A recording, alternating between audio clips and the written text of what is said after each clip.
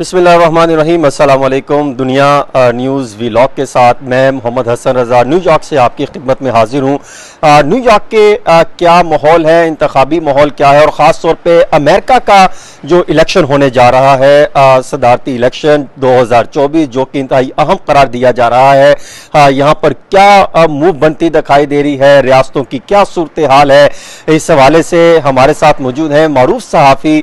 جو ہے معاوض صدیقی صاحب، جو کہ نیو یارک کے اور خاص طور پہ واشنگٹن ڈی سی اور نواڈا اور دیگر سٹیٹس کے حوالے سے بڑی گہری ریسرچ بھی رکھتے ہیں اور معاملات کو بخوبی جانتے بھی ہیں کہ وہاں پہ مسلم کمیونٹی کہاں سٹینڈ کرتی ہے، اور اس کے ساتھ ساتھ کون کون سے جو انتخابی مشہور میں جو دعوے اعلانات جو کیے جاتے ہیں وہ کس حد تک اس پہ اثر انداز ہوتے ہیں۔ اور یہاں پر ہمارے ساتھ موجود ہیں وکیل انصاری صاحب، جو کہ معروف سیاسی جو ہے وہ رہنما ہیں، معاملات کو بڑا بخوبی جانتے ہیں، اور خاص طور پہ جو ڈیموکریٹک اور ریپبلکن پارٹیز کی جب انتخابی منشور کی تیاری ہوتی ہے تو ان میں کن چیزوں کو مد نظر رکھتے ہوئے، ملحوظ خاطر رکھتے ہوئے معاملات پر فوکس کیا جاتا ہے، یہ بڑا اس چیز کو گہری نظر سے دیکھتے ہیں۔ اور خاص طور پہ ان کو یہ بھی اندازہ ہوتا ہے کہ جو سات ریاستیں جسے سوئنگ ریاست کہا جاتا ہے وہ کیوں سوئنگ ہیں، ان کو کیوں سوئنگ ریاست کہلایا جاتا ہے، اور 2012 میں 16 میں 20 میں انہوں نے کیا کیا کردار ادا کیا، وہ بھی ہم ان سے جانیں گے۔ معاوض صدیقی صاحب، پہلے آپ فرمائیے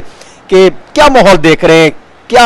ریاستوں میں کیا آپ کو نظر آ رہا ہے کہ کون کس کی پوزیشن آگے ہے، اور سرویز ہمیں کیا بتاتے ہیں؟ دیکھیں، سروے تو یہ ایسا الیکشن ہے جس میں سروے اپ اینڈ ڈاؤن ہو رہے ہیں۔ اگر ہم صدارتی انتخابات کی بات کریں، اور دیکھیں جب ہم صدارتی انتخابات کی بات کرتے ہیں تو دیگر انتخابات بھی یہاں ہو رہے ہوتے ہیں، جس میں ایوان کے ہوتے ہیں، جس میں سینٹ کے ہوتے ہیں، کچھ گورنرز کے ہوتے ہیں، اور کسی طریقے سے جو ہے وہ نچلی نشستوں کے بلدیاتی بھی ہوتے ہیں، ریاست کے بھی انتخابات ہو رہے ہوتے ہیں۔ ان کی الگ اہمیت ہے اور ان کی الگ سیاست ہے، اور وہ ہر جگہ جو ہے وہ مختلف طریقے سے دیکھی جاتی ہیں۔ اس کے علاوہ جو شہری سطح پہ بھی کچھ چیزیں ہوتی ہیں، وہ اس میں یہ ہوتی ہے کہ یہاں جو ہے کچھ فیصلے اگر کیے جاتے ہیں تو صرف پارلیمنٹ کے لوگ نہیں کرتے، بلکہ عوام سے مشورے کر کے اس کے بعد اس کو قانون بنایا جاتا ہے، جس کو ہم کہتے ہیں کہ تجاویز لائی گئی ہیں۔ تو کچھ تجاویز کے حوالے سے یہاں صورت میں آپ کو بتاؤں گا، اور کچھ صدارتی انتخابات کے حوالے سے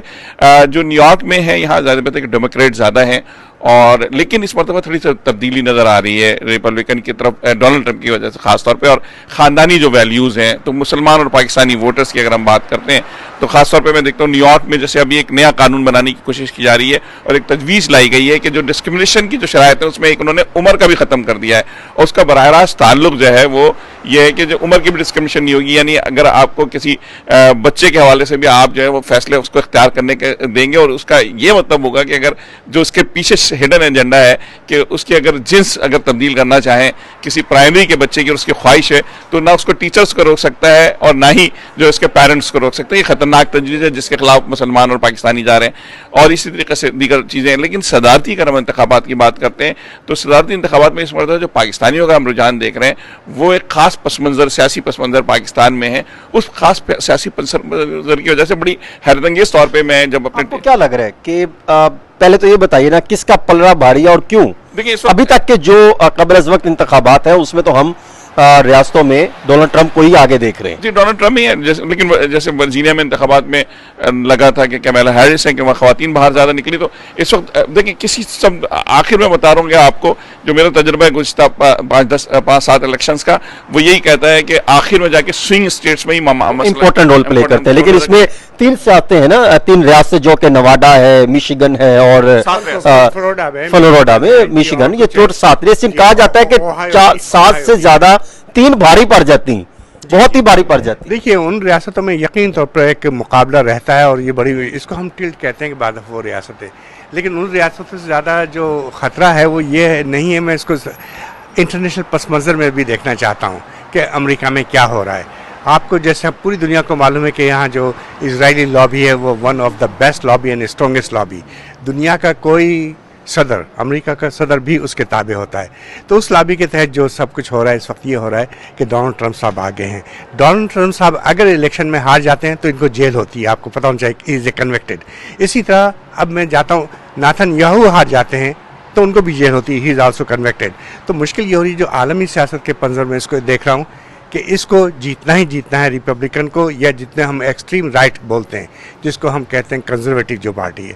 تو اس پس میں یہ دیکھ رہا ہوں کہ اس وقت پوری کوشش یہ ہو رہی ہے کہ آئی پیک جو ہے اس نے پورا زور لگا رکھا ہے, پورا پروپیگنڈا چل رہا ہے, اس میں رشیا بھی ساتھ دے رہا ہے. تو اس پس منظر میں دیکھ رہا ہوں کہ ڈونلڈ ٹرمپ صاحب کی صورتحال بہتر ہے, لیکن امریکہ کے لیے بہت خطرناک ہے یہ بات. محمد صدیقی صاحب, ابھی ہم جہاں کھڑے ہیں یہاں پہ تو خود ایک ریپبلکن کا باقاعدہ ڈیموکریٹک یہاں پر جو ہے ایک آفس بنایا گیا جہاں پر وہ اہتمام بھی کر رہے ہیں, گیٹ ٹوگیدر بھی کر رہے ہیں تاکہ عوام تک رسائی دی جا سکے. آپ کو کیا لگ رہا ہے کہ عوام کا جھکاؤ